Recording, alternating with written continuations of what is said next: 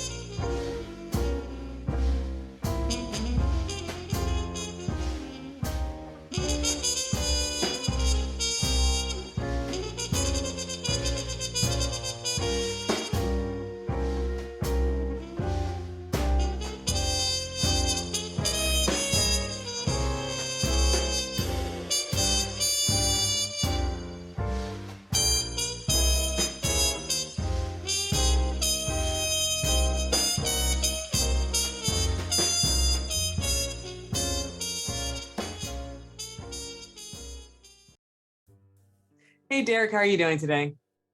I'm good. How are you? I'm doing well. Now, you are part of the team at Virginia Free Farm, and you guys are all about providing nutritious food for the community and even using indigenous techniques to ensure that it's done in a sustainable way. So can you tell us a little bit about Virginia Free Farm? Yeah. So I think you kind of covered the bases of kind of what we do and what we're all about. Um, I don't know if this is something we'll get into later, but a lot of people ask us kind of where we started and how we got into it. And the funny story is that it really started one year we just had too much. And my wife and I both being, not very big fans of waste, thought to ourselves, well, hey, maybe we can put this to good use. And so we can turn our effort into something to help other people. So we kind of put the call out on social media and we said, hey, is anyone interested or does anyone need some good food that they might not normally have? And my wife was the one that put the call out. And she said, hey, we're saying this, but we really don't mean, hey, is there some soccer mom out there that wants to grab okra that we grew in our backyard? What we're really worried about was there's people out there we know that literally don't have access to good food like this. There's people that, for a number of reasons, whether it's food deserts or whether they're, just stuck in a certain place, maybe they're stuck in their house, permanent or temporary disability, their mobility is limited, they don't have access to go out and get food, or sometimes it's just a economic situation. Some people don't have the means to go and always be buying fresh produce, and maybe they don't have time to be going to the store. So maybe it's easier to say, give your family something cheaper, something prepared, packaged. And my wife and I were just like, hey, we can, it'll be small, but we can do something about this. We can help people and we can offer that up and kind of help people experience these foods that otherwise they might not have access to. And that's really great. And you guys have helped the community so much. First, I want to say thank you for helping your community and stepping up and doing Thank you. that. You're welcome. So tell us Appreciate about it. the process. Oh, no problem. So tell us about the process of, hey, we have some extra food, to growing it into this huge nonprofit that is really providing a need for the community. So like I said, we started out small, just kind of, hey, we've got too much. And my wife was the one that was like, hey, we could turn this into something. We can do this for real. So I mentioned that, I mentioned already that we started out and we had too much, and we thought maybe we can help out with this. And we went down that path for a while. We were distributing directly to people. And my wife started to think and kind of do some networking and make connections with people. And she said, hey, there's other organizations out here that have similar goals that are kind of aligned with our mentality and our ethos, so to speak, and what we're all about. So we started partnering with other organizations in the area. My wife she has the full list of everyone. So I'll kind of leave the names out of it. You can get some of those names from Amy. But we started realizing like, hey, we can give food to people. But another thing we did, and this kind of gets into the indigenous agriculture thing you mentioned, is instead of just offering food to people, we can give seeds to people, and we give plants to people and seedlings to people and help them grow their own. In a couple of different ways. We've started putting in several community gardens in Richmond and in the area. We've also worked with a couple different organizations. There's one group we work with that's kind of a facility that people go there recently out of the correctional system. And while they're there, it's something to do, and B, a life skill you can start to grow. And something you can come away with value for.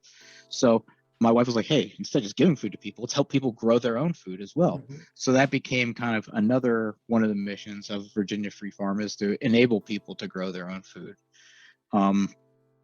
And so we've had great success for that. My wife always tells people, it's one of those things where we wanted to work ourselves out of a job.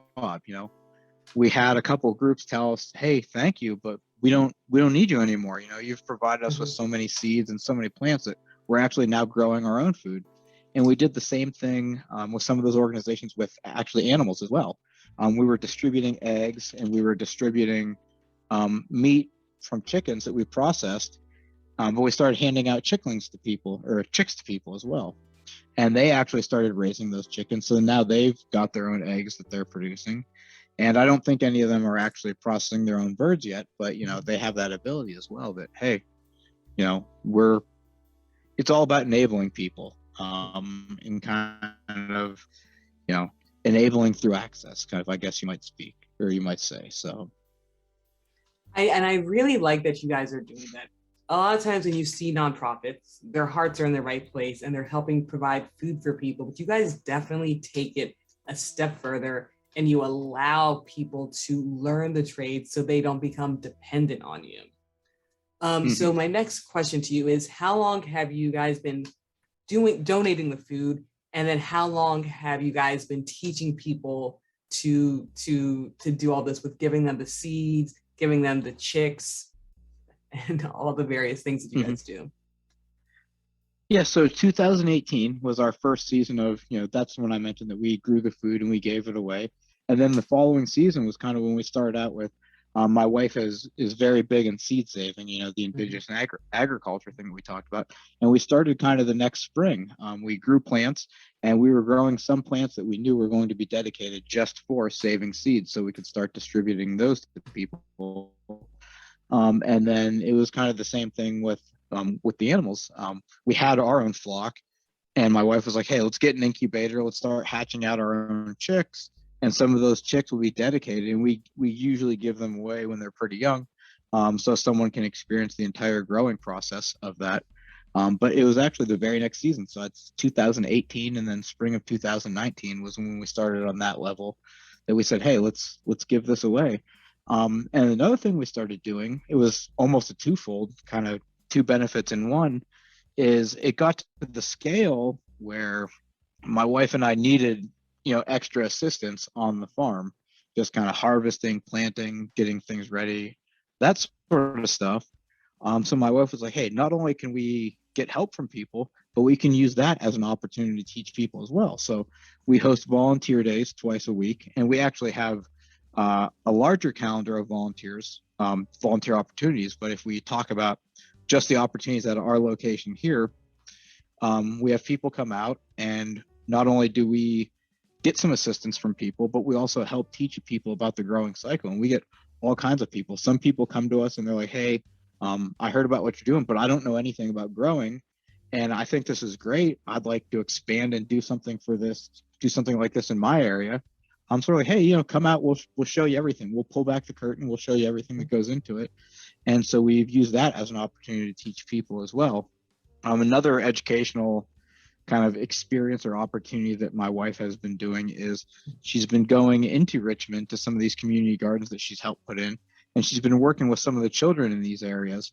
And she's gone and done classes and said, she's taken them gourds that have kind of gone through the growing cycle and let the seeds get mature. Said, hey, this is where your seeds come from. And that's actually been really awesome as well, because a lot of kids, they don't get that. They don't know, like, plants are something vegetables are something you buy in the grocery store. There's not a good connection to the idea of where that stuff comes from. So yeah, a couple of different ways there that we teach people about the process. Now, and I actually think that's great.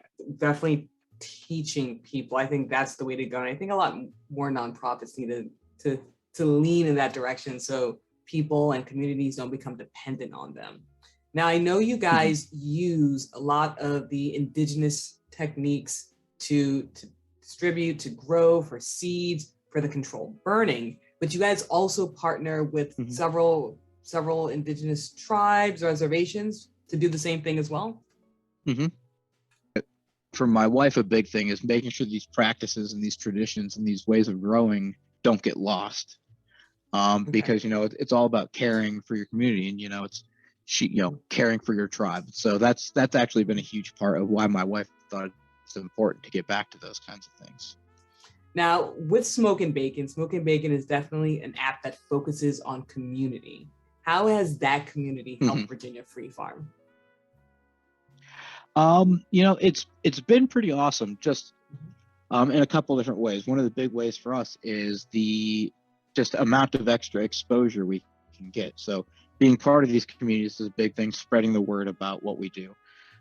Another big thing, and something that I really appreciate with Wade and our partnership with Wade and working with Wade and appreciating his friendship is, and I don't want to get too off course talking about politics or anything like that, but if I can just speak freely and not sound like too much of a bozo, I feel like there's become this rift in the world where I feel like there's this idea, like it's almost weird to be a veteran and have the mindset that we do nowadays.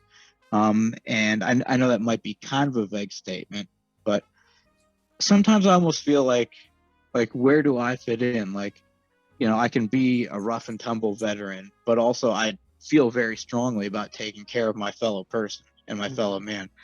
And I've been asked about this before, and it almost goes back to my time in the Marine Corps. Like, and this is a big part of it for me. You're only as strong as your weakest link.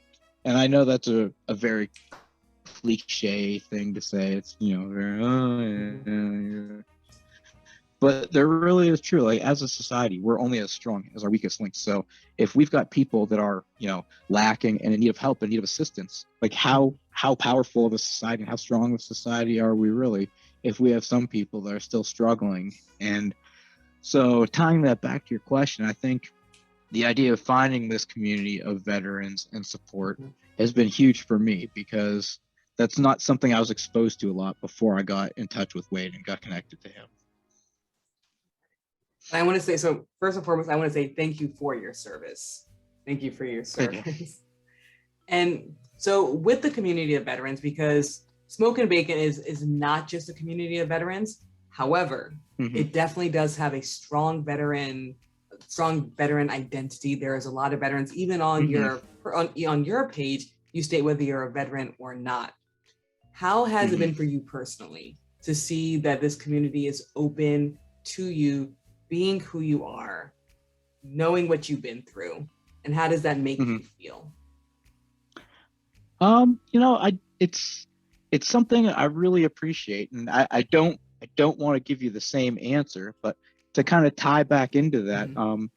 for me, it's a big part of like being able to be rough and tumble, but yet Mhm. still a veteran and like just be me. And I'm not really that out there in any way of a person, but just not needing to feel like I need to have a definition. Like I can Mhm. be, strong and tough and care about people, and I can be a veteran and care very much about my country and my service, but still be able to take a step back and look at things critically and say, hey, maybe I see something that I don't think is right or I don't agree with. Um, so and I mean, I don't know if that's a good answer, but that's kind of what it's about. Like just talking to Wade, we went and saw Wade and did a couple. Well, you probably know about the photo shoot happened a couple Yep. weeks ago, and of course um, and Yep. we were talking about that, and we were getting ready. In the email, Wade was kind of explaining to people, and he's like, Derek, just I don't want to put any definition on who you are. Mhm. Just come as you are. Be silly, be yourself. It's just having fun and having a good time and Mhm. not taking yourself too seriously. And I feel like I see that in the smoke and baking community as well. Like you said, Mhm. there is a strong veteran presence. It's not necessarily strictly a veteran organization, but there's this ability to speak your mind and say what you think and have the sense of humor that you see a lot with veterans, which is sometimes a little bit off color, but still understand that you care about people and you care about everyone around you, and you ultimately at the day really are respectful of people. I don't know if that sounds like I'm just rambling, but that's kind of. No, no. It's exactly what you need to say to speak your truth. Mhm. Now, tying back to the calendar, because I've seen the calendar, I've seen some of the calendar. It is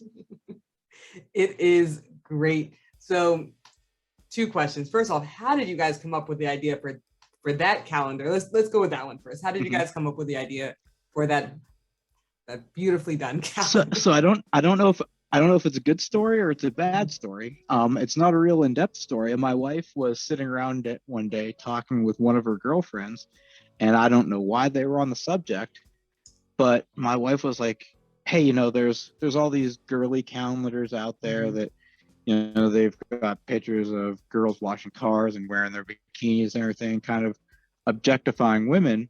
And I know that we're not necessarily here to talk about that, but my wife was like, "Hey, I think we could do something funny. Let's turn that on its head. Let's do that to some of our guy friends, and people will get a kick out of it." And I wouldn't say they did it as a social statement, but Mhm. they realized that was something that would be almost fun, kind of interesting, and Yes. people would think it's funny.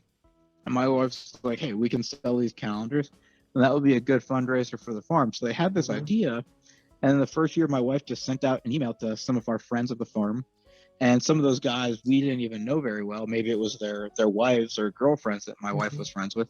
It's just, hey, we want to do a calendar shoot. It's going to be based around the farm, and you're going to come out, and everyone's just going to be kind of silly, and you're going to it's like this is what we're making fun of almost. We're kind of Mhm. mocking and doing almost a satirical take on those style calendars. So just come out, have a good time, and we took a bunch of silly photos.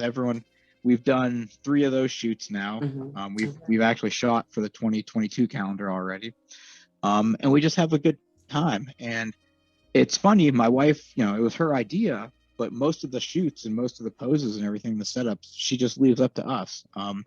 As we get all the guys together, and she just kind of steps back, and she's like, Mhm. especially this year, right? She was Mhm. almost not even around when we did this shoot, and she's like, "Hey, you guys know why you're here. You know what you're supposed to be doing. Go for it. Have fun." So that's what we did, and we've had a blast all the years we've done it. So it's been really fun. It's been really exciting. It's cool to kind of incorporate some of the animals. If you've seen the calendar, the pigs Mhm. have a good presence in the calendar, and then the birds and the goats are. I believe the goats are in the 2022 calendar. They're new since we shot the 2021 calendar. So Okay. yeah, really, it was just ultimately a good idea that my wife had to, hey, we can use this to do a little bit of fundraising and raise some awareness for the farm. So, and then I would say she wrote the majority of the jokes for the calendar Okay. for the last 2 years. Mhm. Yeah, and then this year we're actually getting some extra assistance with writing the jokes. Mhm. So yeah, it's been a blast. It was really fun doing all those calendar shoots. So Oh, it was. I can imagine that it was fun because I had fun looking at them. So, that is that is great. So it's a sexy calendar. mhm, Wade definitely likes partnering up with you guys. mhm, With the Smoke and Bacon app, it is all about having the community inside the app. But with Wade stepping outside of the app and helping you guys and kind of bringing that community and that spirit of Smoke and Bacon, like from the app to helping you guys with things like the calendar. So how's it working with Smoke and Bacon and Wade outside of the app in the mhm. same spirit of community? Um, I think kind of tying back to an answer I gave earlier. Mm-hmm. Yeah, I think it opens us up to a different group. And Mm-hmm. I once again, I don't want to sound rude or unappreciative of any help we've got in any way, Mm-hmm. shape, or form. But I think what we've been doing, we kind of attract a certain community and Mm-hmm. a group of people in a certain sector, and kind of what working with Wade has done is opened us up to another kind of group of people that kind of like me would maybe be totally into this, but we might not have experienced each other had it not been for Wade helping us make this connection, kind of getting us involved in the community, like you said, in the app and then outside. So I mean, it's been very easy if you're talking like logistically, how has it been? I don't know if that's so much your question, but it's been, like I said, very rewarding for the exposure as Mm-hmm. well, and just reaching different audiences, reaching other people like me that are kind of like, hey, where do I fall in this? Like, I feel like I get to be a big, tough, gruff guy, but I really do like want to help people and care about it, but I still have to keep up this tough guy persona, and I have to act like I have this I'm funny and I'm still cool and kind of that kind of thing, if that makes sense. It does make sense. It does. So what's Hmm. next for Virginia Free Farm? Oh, geez, a lot of things. There's a couple of different things. Of course, we want to Mm-hmm. continue what we're doing and try to work ourselves out of jobs as much as possible, because anything that we work ourselves out of, that just enables us to help out more people and reach more people. So that's kind of the big picture, broad view. Um, At a more specific kind of micro level, we want to continue to expand and increase production of what we're doing even more. And that's both with the produce we produce and then with seeds and our ability to distribute. We're also starting to work on, not only are we growing and using some for seed so we can distribute to people, but my wife has been working with some of the tribal gardens, and she's gotten agreements and partnerships with some of these groups that she said, hey, give us some seeds, let us grow for you. We'll return some of the Mm-hmm. seeds to you to help you grow your seed bank even more. So that's something we want to. Just this last season, we put in one garden that was actually dedicated just for that kind of endeavor. For Oh wow. we want to expand, everyone's seed bank. So we've grown Mm-hmm. and basically enabled them to expand more by taking some from them, getting more growing space. Um, Another thing we want to get up and running. We did it this year. We had a little bit of success, but we want to increase our presence in having a kind of U-pick area. So Hmm. for this 2021 season, we actually got our approval early in the year to start accepting SNAP payments. So what we want to do is have people be able to come and pick their own produce. So some people are like, hey, I want to come, I want to be involved, I want to see what's going on. I don't want you to just drop food off to me. I want to come and experience the harvesting process. So we want to expand that as well and kind of get the word out more about the SNAP program. We want to continue to expand our community gardens, of course, that we're doing in Mm-hmm. Richmond, working with some of those communities there to expand that presence. And then, yeah, just kind of extending what we do already. That's that's really what I really love what you guys are doing. I think this is really great. It's really needed. And I love that you guys are providing food. Don't get me wrong, I love that you guys are providing food, but I love that you're taking it a step forward.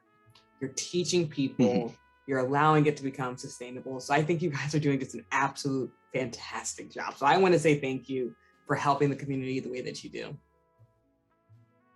Thank you. Yeah, that's like I said, that's a huge thing for my wife and I, is just kind of providing everyone that dignity of like good quality food. And some people just don't know how. So by providing the know-how, providing the means through the, seeds themselves. And it gives a sense of self-worth.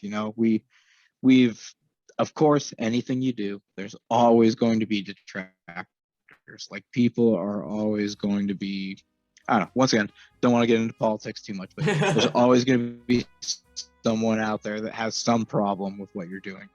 And one of the biggest criticisms my wife and I have faced, and it's died down a little bit, but we've gotten people say, the whole handout concept, and people are, that doesn't work. And we're like, hey, that's not really what we're about. We're not about just like, hey, here you go. We're about empowering people and providing them the dignity to, hey, grow your own food, learn about this, start putting it into practice for yourself. So yeah, I know that's kind of touches on a lot of what we did already, but just kind of summing up what you just said, it's like, that's really our big thing, is to enable people, it's so.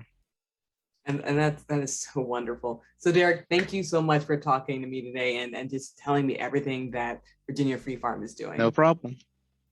Awesome. Thank you. No problem.